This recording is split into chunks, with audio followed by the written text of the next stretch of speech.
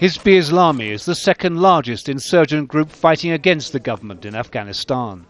Earlier this month, more than 60 of their fighters surrendered their weapons after clashes with the Taliban left scores dead on both sides in the northeast of the country, their traditional stronghold, where the Taliban has been reinforcing its presence and attempting to exert more control.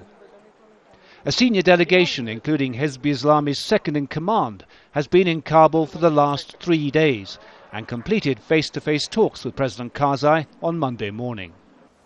It could mark a dramatic breakthrough in the Afghan leader's attempts to sever the back of the insurgency through negotiations, tempting fighters to lay down their weapons in a policy of reconciliation and reintegration into Afghan society and the political process. The leader of Hezb-e-Islami, Gulbuddin Hekmatyar, was a veteran resistance leader during the Soviet occupation of Afghanistan. Up to now, he's been closely allied with the Taliban, and his fighters, several thousand strong, have carried out hundreds of attacks against NATO troops and Afghan government forces. The fact that Hezb-e-Islami, the senior echelon of Hezb-e-Islami leaders, have decided to come into the open with the idea of the negotiating with the government, I think is pretty significant. And in my opinion, it can provide some much-needed momentum to the whole idea of seeking a non-military solution to the war in Afghanistan.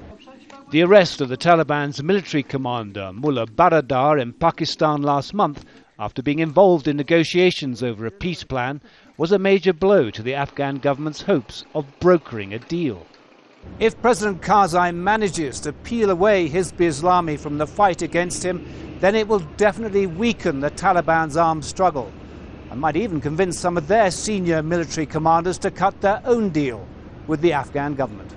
The developments come just as troop reinforcements are being deployed in the Taliban heartlands, and a major offensive is getting underway in and around Kandahar. The timing couldn't be better. David Chater, Al Jazeera, Kabul.